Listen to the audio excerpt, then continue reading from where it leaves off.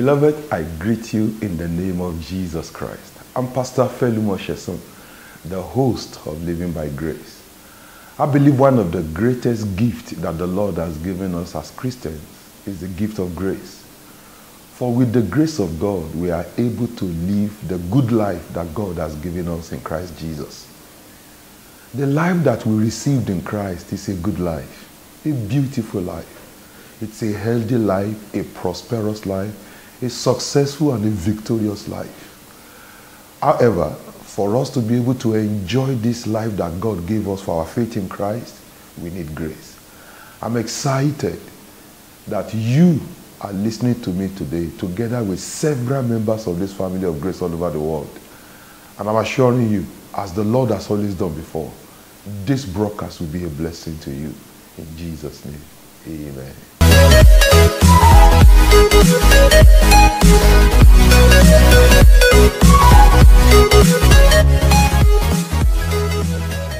Welcome back. Before we go into what the Lord has for us today, I'd like us to pray together. Let us pray. Our Father who art in heaven, we thank you in the name of Jesus. You have always answered our prayers according to your will. We thank you for all the experiences of you we've had in the past through this platform. And we thank you for the grace that is available for us to receive through today's broadcast. Thank you, Father. In Jesus' name we pray. Amen. Today we are looking at Matthew chapter 11, verse 28. Rest for the troubled. Rest for the troubled. Matthew chapter 11, verse 28. I read from King James Version. Come unto me, all ye that labor and are heavy laden, and I will give you rest. Simple and straightforward. Come unto me, all you that labor and are heavy laden, and I'll give you rest. In that scripture, there are three things that are communicated. Number one, there is an invite.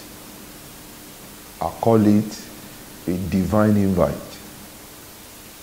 Number two, there is the qualification for that invite.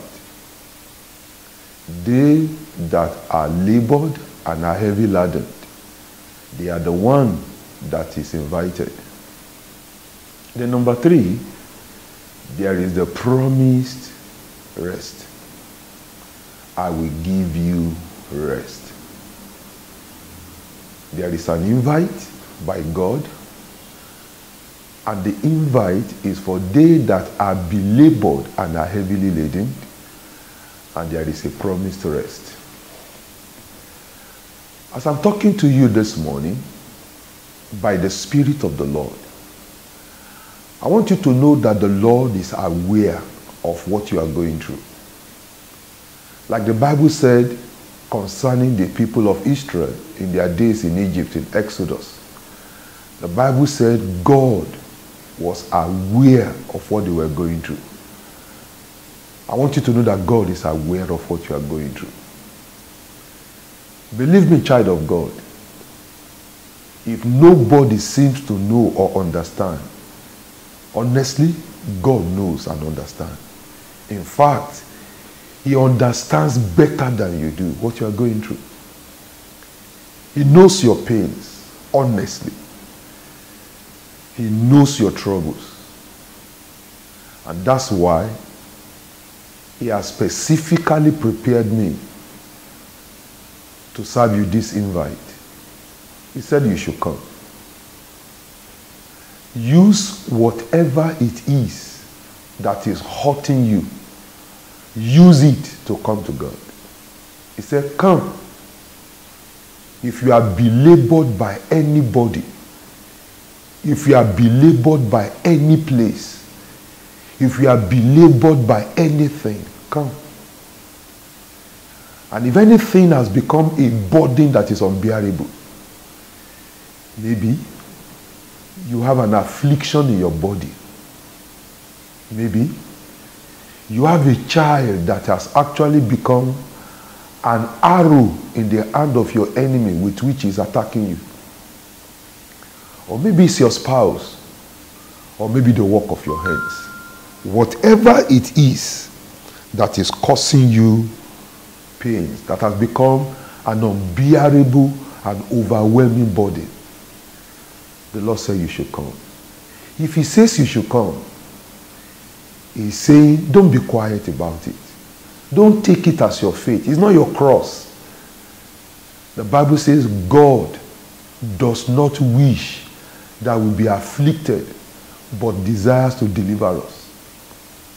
The Bible says God sends his word to heal us and to deliver us from all our troubles.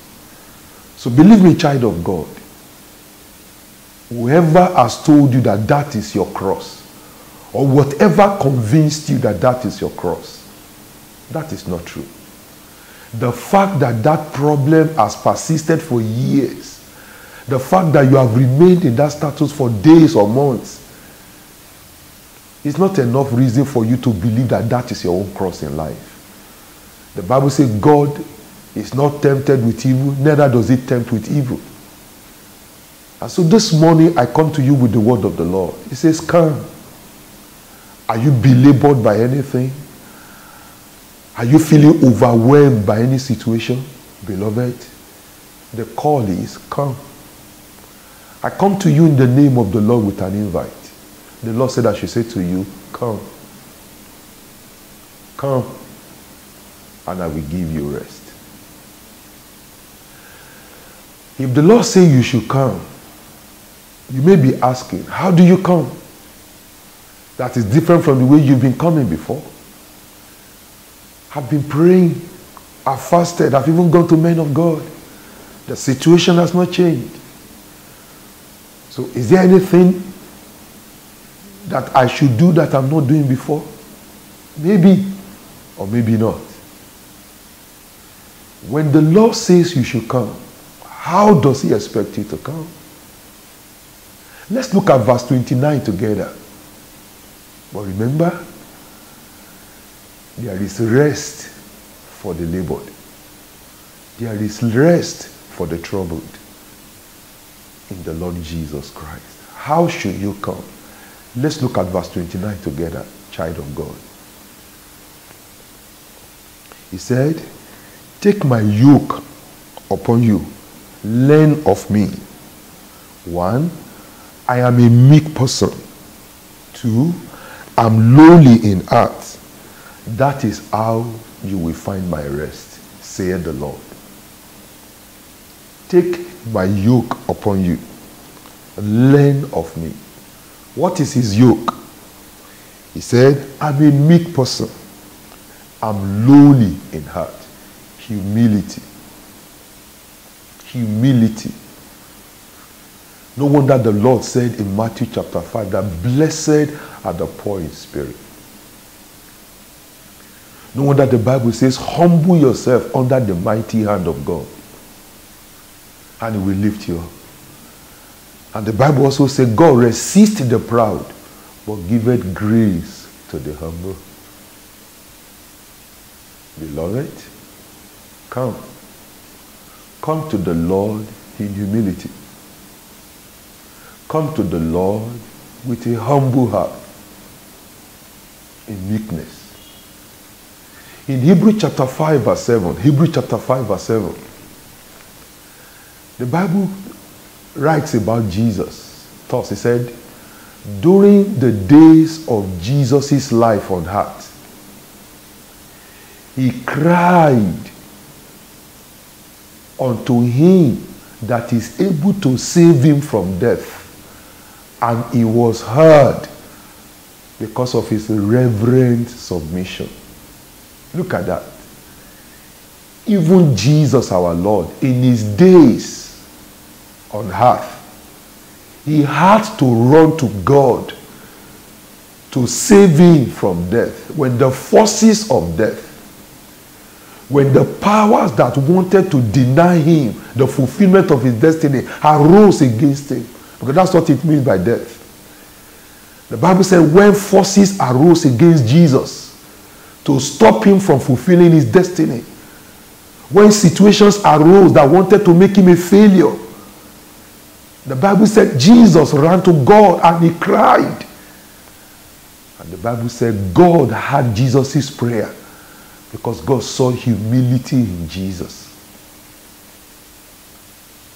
Beloved, what does it mean to be humble?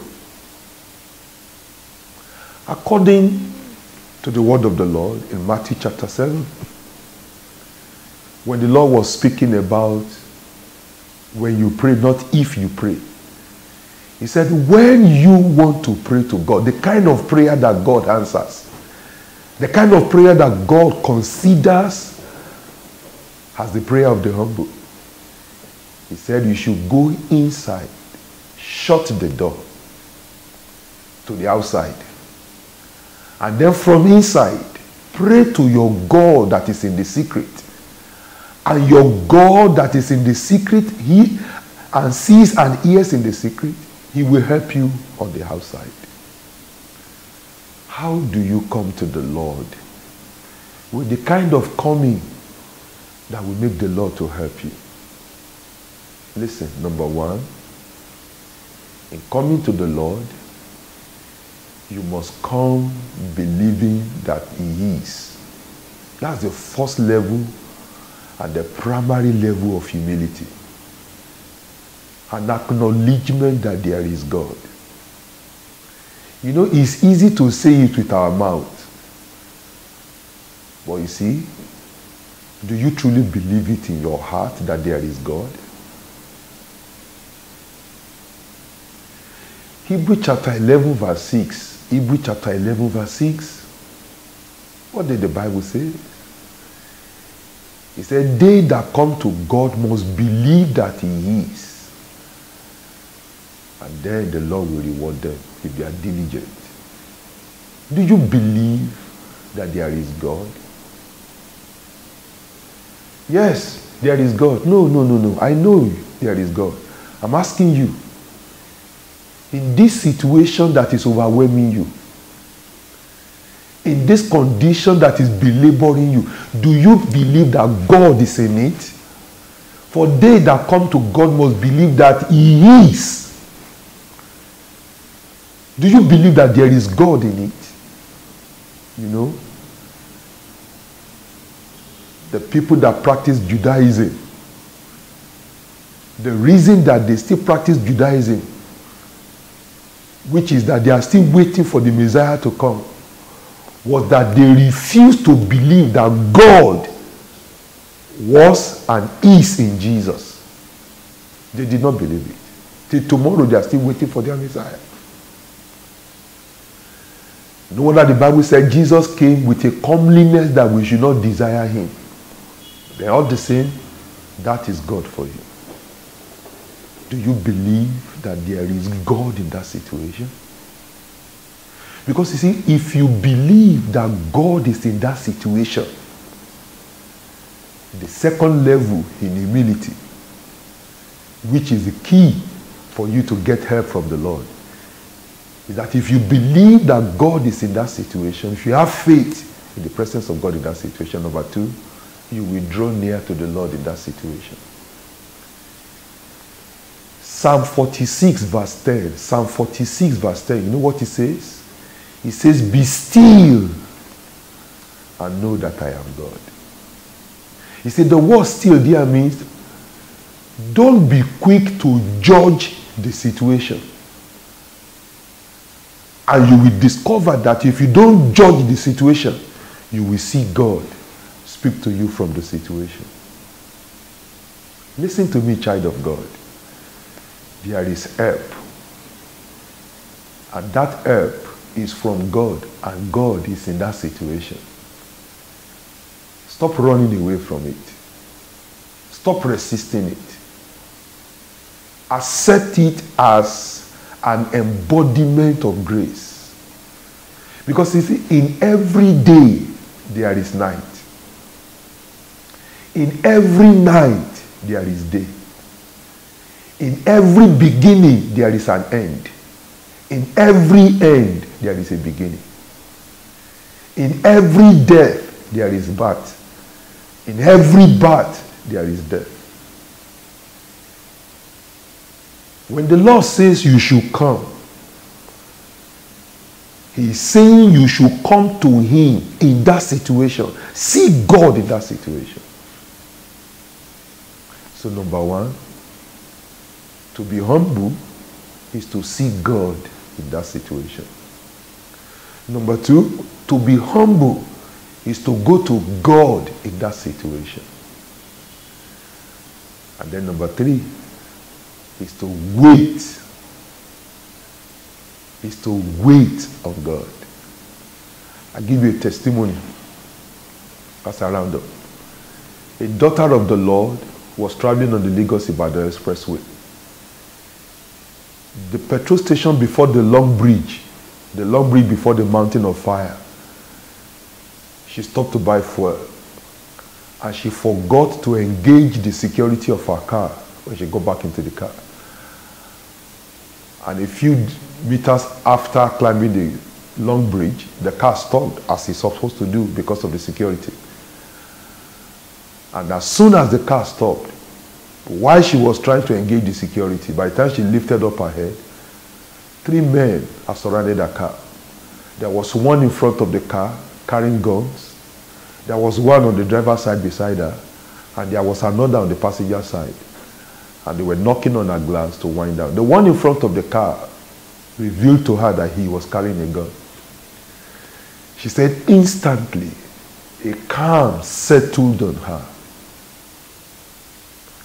And in that situation, she heard the voice of the Lord. That's the point I'm making. When the Lord says calm, He didn't say run away. Because some people run away in their mind. They resist, they avoid, they kick against. See, when the Lord says calm in your situation, He's saying calm down. Don't jump to conclusion about it. Because there could be the voice of the Lord. There is the voice of the Lord in that situation. And then the Lord spoke to her what to do. And as soon as she did it, she caught the 3 armed robbers off guard. Before they could recover from the shock, she was gone. She survived it unscattered. Child of God, I come to you with the word of the Lord. He says, I should say to you, use this situation to come. Let this situation make you come to me. Behind the situation, God is there waiting for you. In fact, according to the account of Job, He has allowed it because it is your opportunity for your next level. That's what I said by the Spirit of the Lord. This overwhelming situation, God allowed it. Because to God, it is your opportunity for the next level you've been praying for. So if you keep calling it bad name, if you keep running away from it, if you keep resisting it, then you are the one that is delaying your breakthrough. Because this situation is your stepping stone to glory. I want to thank God that you are taking this time to listen to me. Be rest assured that the person that said you should come is able to help you. He is waiting for you in the midst of that fire. You remember the 3 Hebrew children? He did not stop them from going to the fire. It was in the midst of the fire that they found God. In that name that is above every other name, whatever you are going through, God is there with you. He's waiting for you. May you find God in your situation as you wait, as you look, and as you patiently talk to Him. Until I see you next Wednesday, keep living under the atmosphere of grace.